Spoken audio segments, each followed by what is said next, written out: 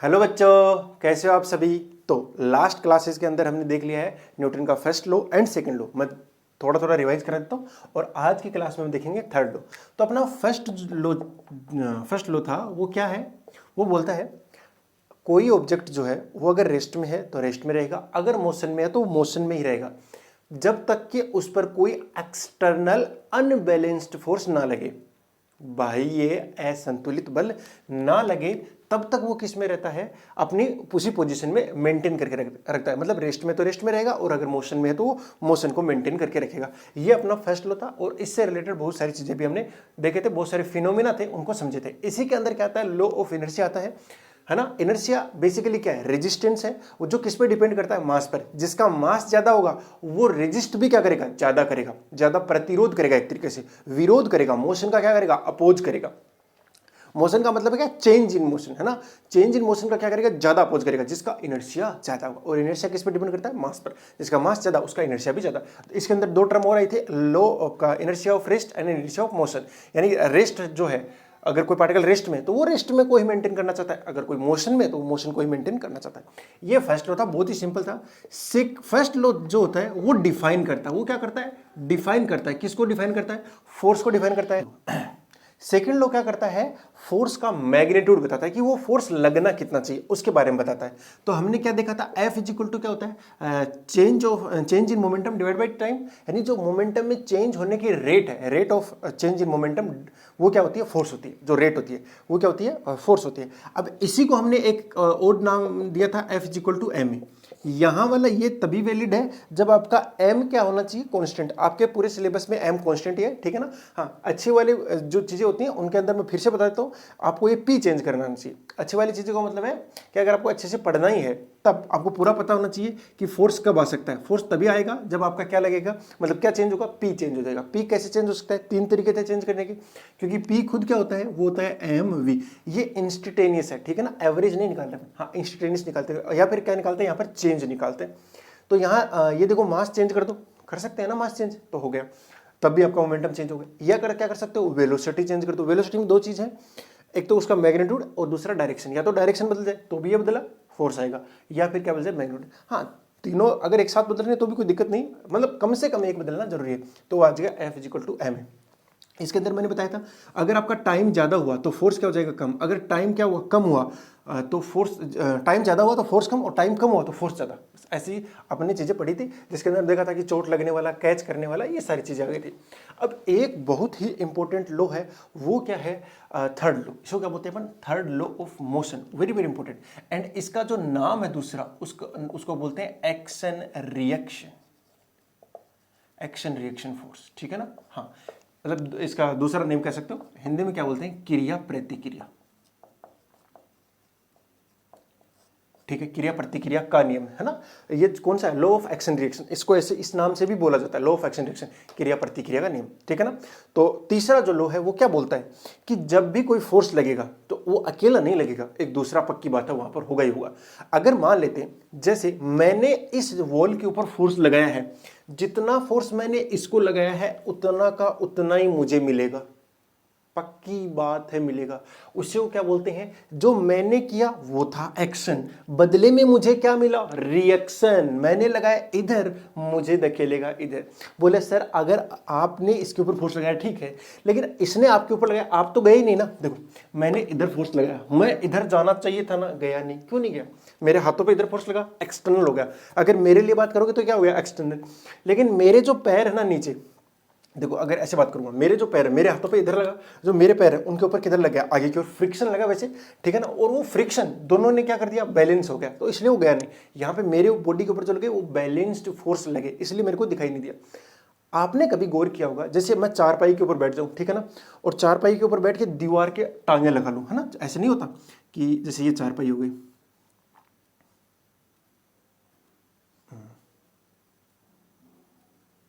हाँ ये चारपाई हो गई इस तरीके से, ठीक है ना। हाँ ये चारपाई बड़े तरीके से।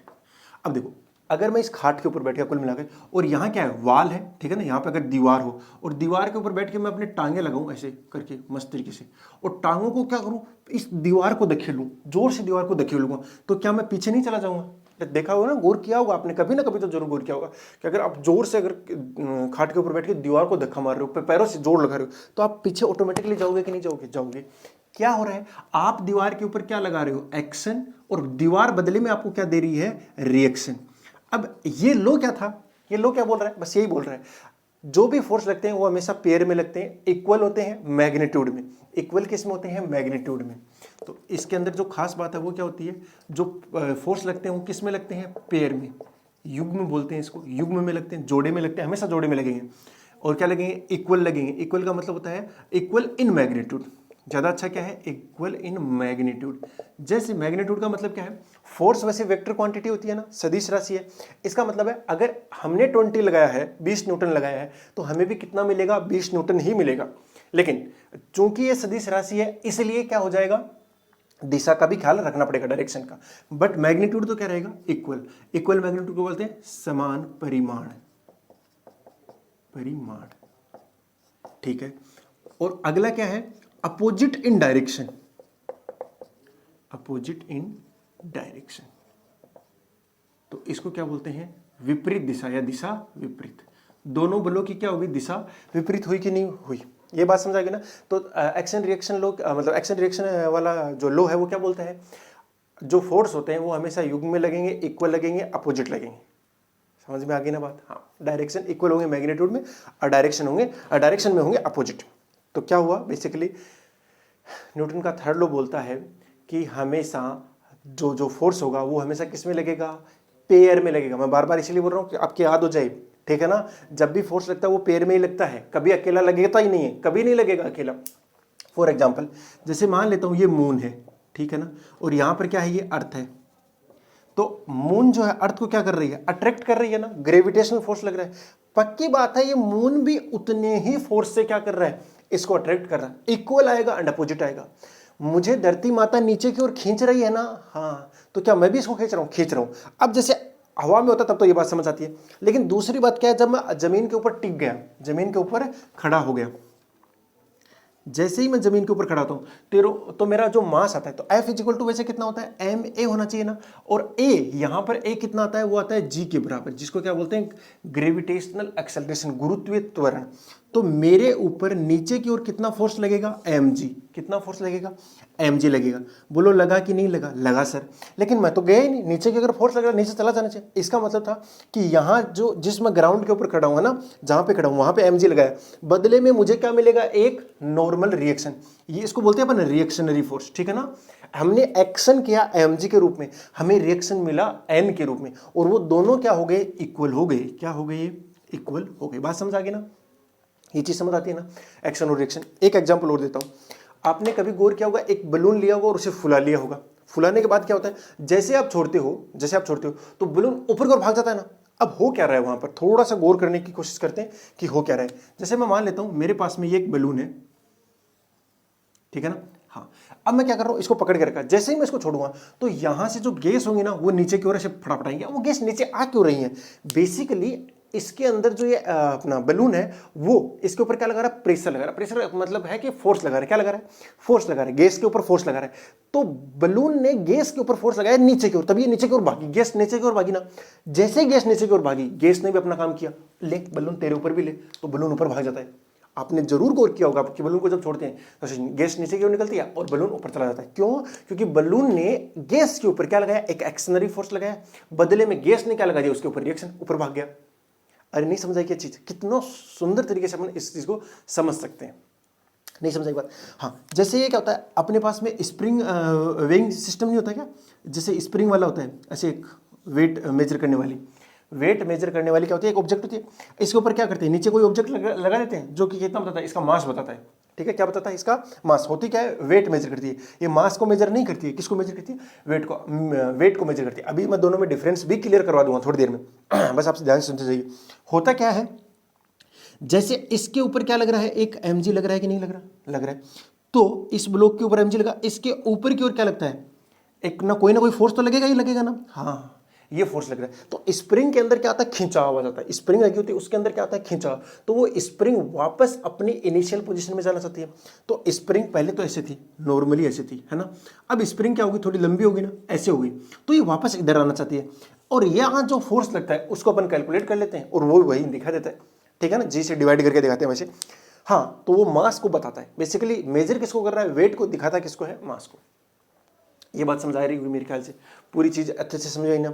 तो हमेशा किस में लगेंगे, पेयर में लगेंगे। अब देखो, जैसे मैं जमीन के ऊपर चला तो मेरे अंदर जितने भी कुछ काम कर रहे हैं ना, मैं क्या करता हूं, मेरे अंदर की जो भी केमिकल रिएक्शन है ना, मसल बोलते हैं इसे, है ना, मसल का जो फोर्स है, उसकी वजह से क्या करता हूं, मैं जमीन को पीछे धकेलने की कोशिश करता हूं, है ना। जब मैं चलता हूं तो बेसिकली होता क्या है वो समझते हैं, हम कैसे चलते हैं। एक्शन रिएक्शन का ही खेल है भाई पूरा पूरा।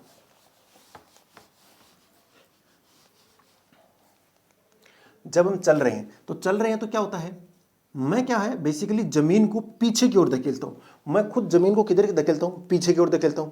जमीन बदले में मुझे किधर धकेलती है, आगे, इसलिए मैं आगे भाग जाता हूं। नहीं समझ आई बात। मैंने क्या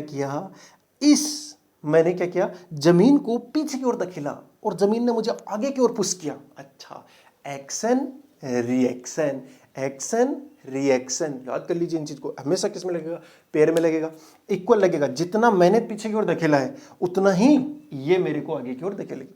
हाँ, अब ये अर्थ है, अर्थ का मास बहुत ज्यादा होता है, मास बहुत, इसको फर्क ही नहीं पड़ता है तुम कितना फोर्स लगा रहे हो, तो बहुत कम आता है, बहुत ही कम डिस्प्लेस, लेकिन होती जरूर है, लेकिन बहुत कम होती है। लेकिन हमारा मास क्या है, कम, तो हमारे ऊपर ज्यादा फील होती है वो चीज। ठीक है सर, ये हमें समझ में आ गई अच्छी तरीके से बात। कूल, ये समझ आ गई।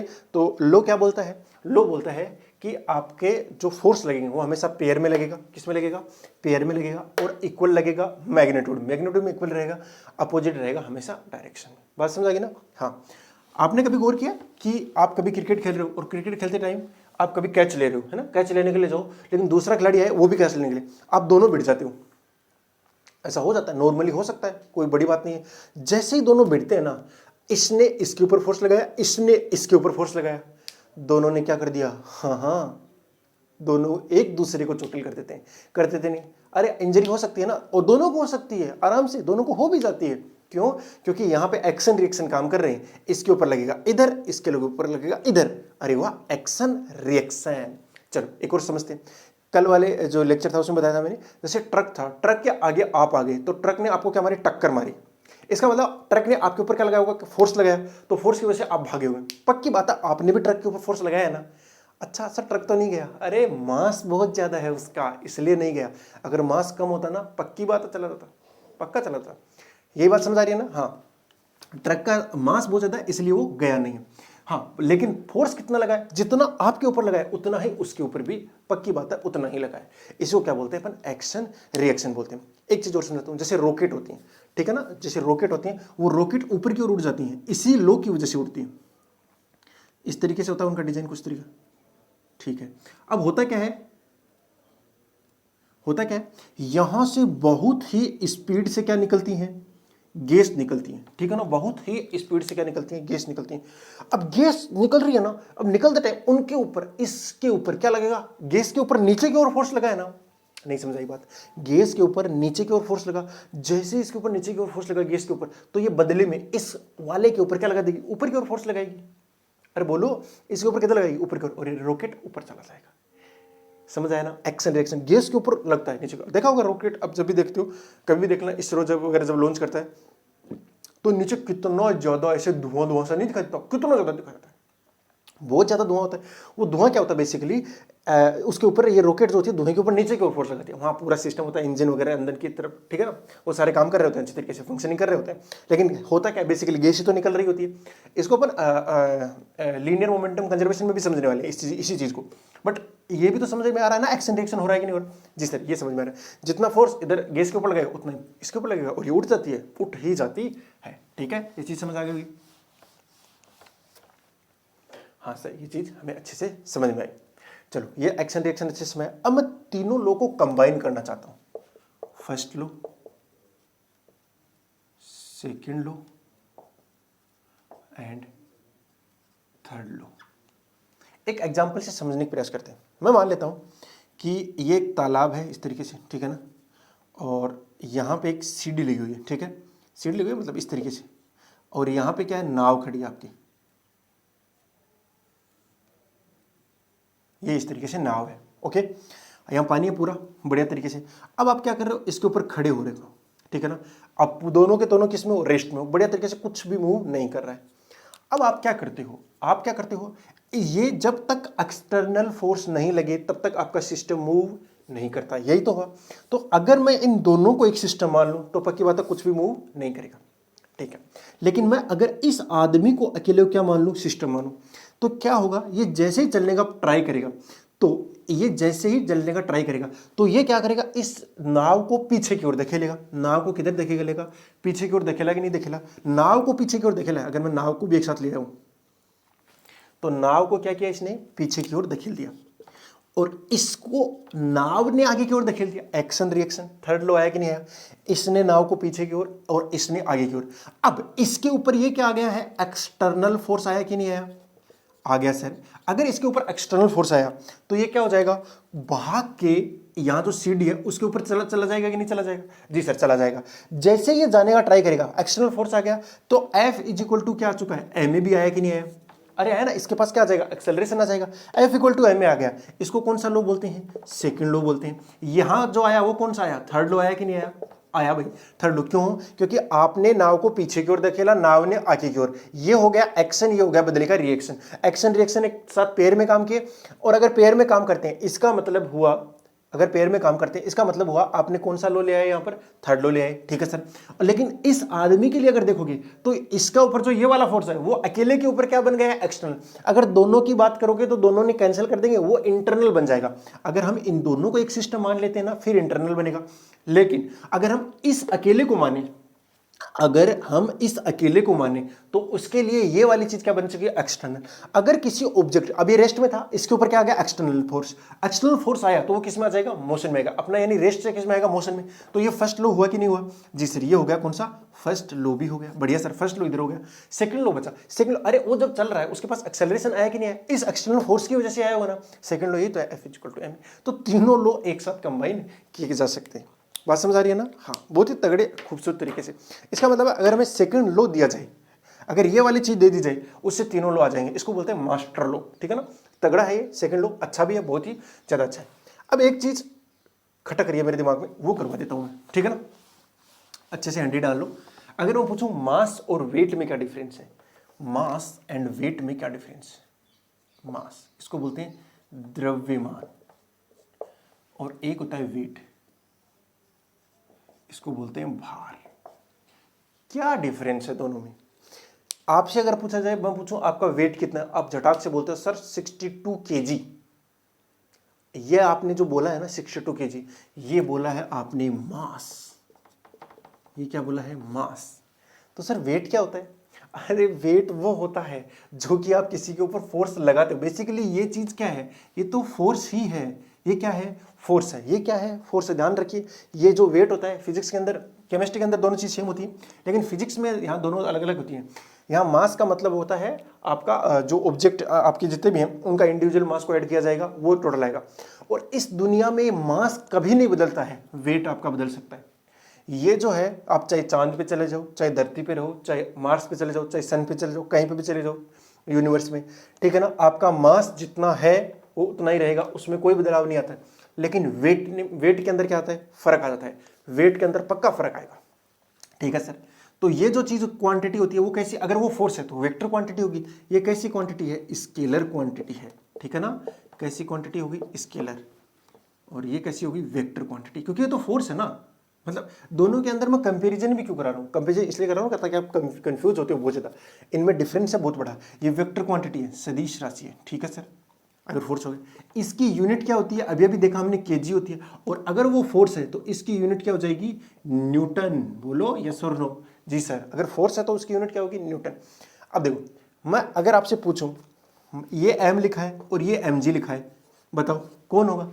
इसमें मास कौन सा है, मास तो ये है, mg क्या है, अरे ये तो फोर्स ही होगा ना, हाँ यही क्या है, वेट है, यही क्या है, वेट है। तो ऐसा समझो जो धरती माता अपने को नीचे की ओर जिस फोर्स से खींच रही है वही क्या बन जाएगा, अपना वेट बन जाएगा। क्या बन जाएगा, वेट। अब उस वेट को मेजर करते हैं, जब भी हम तोल रहे होते हैं ना किसी चीज को, अगर हम वेइंग मशीन पे ऊपर खड़े हैं तो वो कैसे काम करती है उसको अभी देखने वाले। लेकिन वो बेसिकली मेजर क्या करती है, एम को मेजर नहीं करती है, वो mg को मेजर करती है। सर लेकिन हम तो एम ही यूज करते हैं, यही यूज करते हो ना, हम तो कभी न्यूटन नहीं लगाते। बात भी सही है, क्योंकि आप वापस क्या करते हो, उसमें जी का भाग देते हो। किसका भाग देते हो, जी का भाग देते हो। जैसे मैं मान लेता हूं ये एक मेरे पास में वेइंग मशीन है, ठीक है ना, और जैसे ही आप इसके ऊपर खड़े हुए तो खड़े होंगे तो दो काम होंगे, एक तो आपने क्या लगाया है mg, और दूसरा क्या लगेगा, इसके ऊपर नॉर्मल लगेगा। क्या लगेगा, नॉर्मल रिएक्शन। अभी अभी हमने सीखा है ना, नॉर्मल रिएक्शन बोलते हैं अभिलंब प्रतिक्रिया बल। इस n को क्या बोलते हैं, नॉर्मल रिएक्शन अभिलंब प्रतिक्रिया बल। बोलो ये लगेगा कि नहीं लगेगा, सर लगेगा, सही बात है, लगेगा। लेकिन कितना लगेगा, दोनों इक्वल, जितना फोर्स लगेगा उतना ही लगेगा ना, n equal to m g ही आएगा, n equal to m g आएगा, उससे ज्यादा नहीं आने वाला। तो अब इसके अंदर क्या हुआ, इसने एम जी को पढ़ लिया, एम जी को पढ़ लिया। जैसे मैं मान लेता हूं मेरा मास है अभी के लिए 80 kg, ठीक है ना, मैं मान लेता हूं कितना है, 80 kg मेरा मास है। कैसे वो 80 kg पड़ता है, ठीक है ना, और अगर इसी मशीन को चांद पे ले जाएंगे तो फिर वो कितना पड़ेगा, अंतर आता है दोनों में। तो मेरा n कितना आया, मेरा n आता है mg, और g को कितना मान लेता हूं मैं, 10 मान लू ना, 10 मीटर पर सेकंड स्क्वायर मान लेता हूं। g क्या होता है, ग्रेविटेशनल एक्सेलरेशन, जो कि नीचे की ओर लगता है। तो n इक्वल टू कितना आ गया, m है मेरा 80 इंटू में g हो गया 10, कितना आया 800 न्यूटन, है ना। ये मैं बोलता हूं नॉर्मल रिएक्शन, एनआर लिख देता हूं नॉर्मल रिएक्शन। ये कितना आ गया 800 न्यूटन। अब आपको 800 थोड़ी दिखाता है ना, वो तो 80 दिखाता है। अब आती है काम की बात, जब वो आपको रीडिंग दिखाता है, ठीक है ना, रीडिंग दिखाता है, तो रीडिंग कैसे दिखाता है, 800 में किसका डिवाइड करता है, जी का। जी मतलब 10 का डिवाइड करेगा, और 10 का डिवाइड करेगा आपको दिखाता कितना है 80, वो केजी है, ठीक है ना, वो केजी है। चलो कोई दिक्कत नहीं सर, अब मेरे को समझ में आया। इस मशीन को चांद पे लेके चलो, चांद के ऊपर जैसे जाते हैं ना, तो जी मून का जो है वो कितना होता है, 1.6 के आसपास होता है, 1.62 होता है वैसे एग्जैक्टली, लेकिन 1.6 हो गया। यहां धरती पे कितना है 10, वहां पे कितना है। अब उसने मेजर क्या करना है उसे, ये एन मेजर करेगा ना, एन बराबर एम जी मून का लूंगा मैं, अरे बोलो चांद का ही लूंगा ना। एम नहीं बदलेगा, जो नॉर्मल रिएक्शन लगेगा ना चांद के ऊपर वो अलग हो जाएगा। 80 इंटू में 1.6, बोलो हुआ कि नहीं हुआ, जी सर हो गया। अब ये कितना आएगा, 16 8 128 मिलता है क्या जी, कितना आएगा 128 न्यूटन, है ना, 128 न्यूटन इतना आया। ठीक है सर, मेरे को समझ आ गई ये बात। इसने नॉर्मल रिएक्शन कितना पड़ा, 128। अब बारी है रीडिंग दिखाने की। जैसे ही वो रीडिंग दिखाएगा, कितने दिखाएगा, 128 में किसका भाग देगा, यहां पे 10 का भाग देता था, यहां पे भी किसका, 10 का ही देगा ना। उत्तर कितना आएगा, 12.8 केजी आएगा। अरे सर मैं धरती पे कितने का था, 80 का था, चांद पे जाके 12.8 केजी का हुआ। नहीं हुआ भाई, तू चांद पे जाके तुम्हारा जो मास है नहीं बदला है, बदला क्या है, तुम्हारा वेट बदल गया है वहां पे जाके। समझ रहे हो ना, क्यों, क्योंकि वहां का जो ग्रेविटेशनल एक्सेलरेशन है वो दोनों जगह अलग अलग है। अगर दोनों जगह अलग अलग है तो वेट भी क्या आएगा, अलग अलग आएगा। और ये जो मशीन करती है वो जी का डिवाइड करती है। अगर हम ऐसी मशीन बना के लेके जाएं जो 1.6 का ही डिवाइड करे तो आपका वहां पर भी क्या दिखाएगा, वापस से 80 kg दिखाएगा। यानी आपका जो है मास वो कभी नहीं बदलता है। ये बात गांठ बांध लीजिए अच्छे से कि आपका मास कभी नहीं बदलता है, बदलता क्या है, वेट। जो mg नीचे की ओर लग रहा होता है ना वही बदलता है, बाकी चीज नहीं बदलती है। अभी जो स्प्रिंग वगैरह होती है ना, इसके अंदर स्प्रिंग वगैरह लगी होती है, वही इसको फोर्स को मेजर कर लेती है। जो वेइंग मशीन होती है उसके अंदर बेसिकली यही काम होता है, ठीक है ना। हाँ, ये चीज मेरे ख्याल से आपको अच्छे से समझ में आई होगी। मास एंड वेट के अंदर क्या डिफरेंस, दोनों चीज अलग अलग है भाई, दोनों फिजिकल क्वांटिटी अलग अलग है। ये तो मास हो गया और वो तो फोर्स है, क्या है, फोर्स है, तो भी उसकी यूनिट न्यूटन है। क्लियर होगी ना भाई, इसमें कोई दिक्कत तो नहीं है ना, मनमुटाव तो नहीं है ना कि सर मेरा ये इतना हो गया, नहीं ये कम नहीं हुआ है, ये कम नहीं हुआ है, ये वही है। मास आपका 50 kg है, आपका वेट कम हो गया, इसीलिए आपको वहां पे हल्का लगता है, क्योंकि नीचे की ओर खींचने वाला कम हो गया, नीचे की ओर फोर्स जो है वो क्या हो गया, कम हो गया, आपको हल्का लगता है। जैसे स्पेस में लोग जाते हैं तो पानी की बूंद को अगर यहाँ छोड़ते हैं, वो क्या करते हैं, जैसे पेन से लिख रहे हैं कुछ, वो पेन को यहीं छोड़ देते हैं। अब अगर यहाँ छोड़ेंगे ना, जैसे यहाँ धरती के ऊपर तो क्या होता है, वो नीचे गिर जाता है। स्पेस के अंदर यहाँ छोड़ते हैं वो यहीं रह जाता है, क्योंकि उसके ऊपर कुछ लगा ही नहीं, फोर्स ही नहीं, वो वहीं का वो वापस हाथ में ले आते हैं, ऐसे करते हैं। बहुत बढ़िया। कई बार जो होते हैं ना वो जो स्पेस में रह के आते हैं, है ना, हाँ, उनको आप ऑब्जर्व करना, वो जब ऐसे लिख रहे होते हैं ना, वो पेन को ऐसे छोड़ देते हैं। क्यों? उनको आदत पड़ जाती है उनकी, 5-6 महीने रह के जब स्पेस में आते हैं ना, हाँ, एस्ट्रोनॉमर, वो क्या करते हैं, ऐसी आदत पड़ जाती है उनको, ऐसे ही, जैसे पानी की बोतल पी रहे हैं, पानी बोतल के गिलास को यहीं छोड़ दिया, वापस आके पकड़ लेंगे। क्यों? स्पेस में तो नहीं गिरता है, लेकिन जमीन पर धड़ाम से गिर जाएगा, टूट भी सकता है। इसलिए क्या है बेटा कि वहां पर आपका वेटलेस हो जाएगा। जब स्पेस में जाते हो तो आप क्या हो जाते हो, वेटलेस हो जाते हो। वेटलेस को बोलते हो भारहीन। वहां पे ऐसा आपको लगेगा कि मैं तो बिल्कुल हल्का हो गया, बिल्कुल ही हल्का हो गया, ऐसा आपको लगता है। मास आपका अभी भी वही है, मास में कोई बदलाव, क्योंकि वहां का जी जो है वो जीरो हो गया।